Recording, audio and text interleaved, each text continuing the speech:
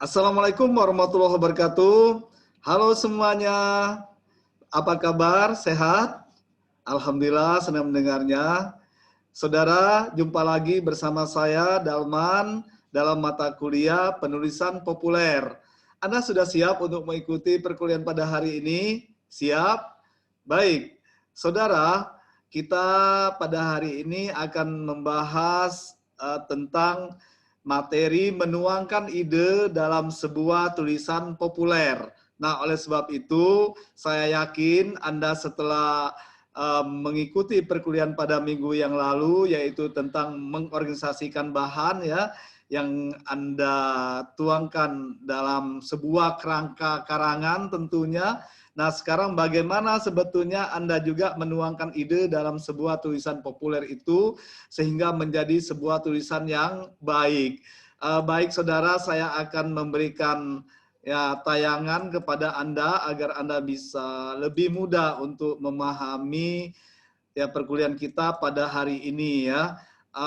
Saudara tentu saja menuangkan ide dalam sebuah tulisan populer, baik itu ilmiah populer maupun fiksi ya, itu harus melalui langkah-langkah. Nah, adapun langkah-langkah yang dapat Anda lakukan, yang pertama itu Anda harus mencari ide untuk tulisan Anda ya.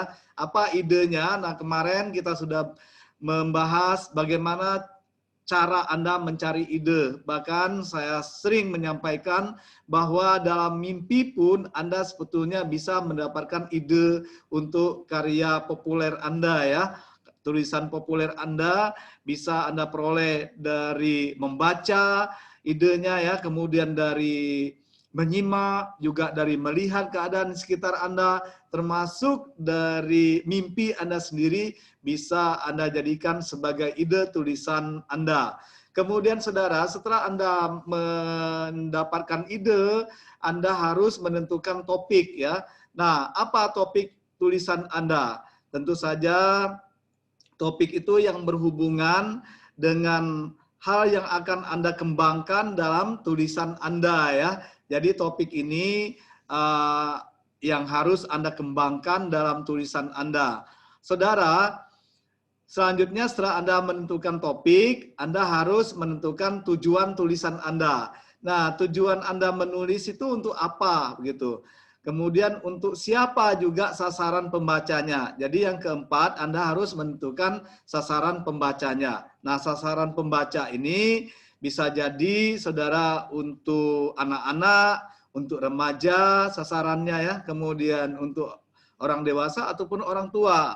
Sama halnya dengan tujuan tulisan tadi, tujuan menulis yang Anda lakukan itu bisa saja untuk hiburan atau kesenangan ya, kemudian untuk studi dan juga untuk usaha. Baik saudara, selanjutnya Anda untuk yang kelima harus mengumpulkan bahannya. Jadi setelah Anda menentukan topik, menentukan yang saya maksud tadi, bahannya juga sudah Anda kumpulkan, lalu Anda juga harus mengorganisasikan bahan. Jadi saudara, yang kelima itu Anda bisa mengumpulkan bahan ya, setelah Anda menentukan topik tadi itu. Jadi silakan saja kumpulkan bahannya, apalagi sasaran tulisan Anda sudah jelas, termasuk tujuannya tadi sudah jelas, jadi kita tinggal mengumpulkan bahannya. Lalu bahan yang kita kumpulkan ini, kemudian kita organisasikan bahannya. Jadi yang keenam, mengorganisasikan bahan. Nah, mengorganisasikan bahan ini, saudara, itu sama halnya dengan kita membuat kerangka karangan. Jadi istilah lain yaitu kerangka tulisan ataupun kerangka karangan. Dengan membuat organisasi bahan ataupun kerangka karangan, berarti kita sudah separuhnya menulis karangan, tinggal mengembangkan kerangka karangan itu menjadi karangan yang utuh atau menjadi tulisan yang utuh. Kemudian saudara, terakhir setelah Anda mengorganisasikan bahan, Anda menuangkan ide ke dalam sebuah tulisan Anda sesuai dengan kerangka karangan tadi. Silakan saja Anda kembangkan, Anda tuangkan ide-ide ke dalam tulisan tersebut ya, menjadi tulisan yang utuh ataupun karangan yang utuh, sehingga apa yang menjadi topik Anda bisa Anda lengkapi dengan berbagai bahan tadi, bahan utama maupun bahan pendukung Anda ya, yang telah Anda organisasikan dalam sebuah kerangka karangan. Tinggal Anda mengembangkannya, menuangkan ide-ide tersebut ke dalam kerangka karangan Anda, ke dalam tulisan Anda yang utuh. Nah, saudara, tentu saja untuk menuangkan ide dalam sebuah artikel populer ya. Nah, ini kemudian esai pendek dan juga fiksi itu haruslah memenuhi ataupun melalui beberapa tahapan ya. Yang pertama, tahapan yang harus Anda lakukan adalah menemukan ide. Nah, ingat, jadi menemukan ide itu yang terpenting. Kalau idenya sudah ditemukan enak ya. Bagaimana cara menemukan ide? Sudah saya sampaikan sebelumnya. Bagaimana cara menemukannya? Ya, bisa melalui membaca, bisa melalui menyimak, bisa melalui melihat, mengamati keadaan sekeliling ya. Bisa juga melalui mimpi. Dan Anda bisa juga observasi, pengamatan, dan lain sebagainya ya. Termasuk melalui bahan-bahan pustaka ya.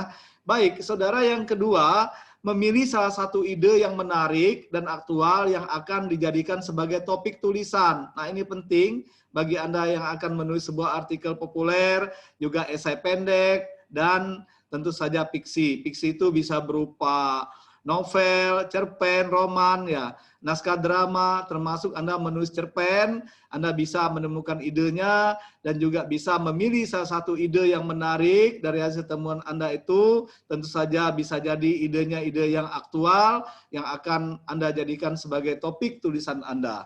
Lalu kalau sudah Anda pilih salah satu ide yang menarik tadi, tentu saja Anda harus mengumpulkan bahan sesuai dengan topik tulisan Anda ya.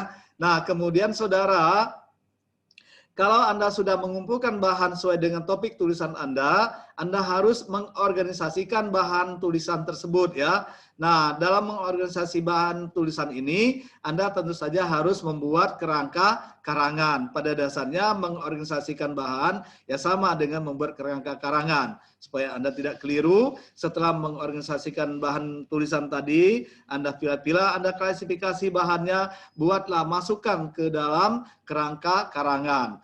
Nah, di sana ada gagasan utama dan ada gagasan penjelas ya di dalam kerangka karangan tersebut. Anda bisa mengisi mana bahan yang akan Anda masukkan ke gagasan utama, mana bahan yang akan Anda masukkan ke gagasan penjelas ataupun gagasan pengembangnya. Nah, dalam sebuah kerangka karangan, Anda bisa menggunakan kerangka kalimat, Anda juga bisa menggunakan kerangka topik. Nah, untuk menggunakan kerangka topik, sebetulnya Anda bisa ya menggunakan prasa kata benda ya.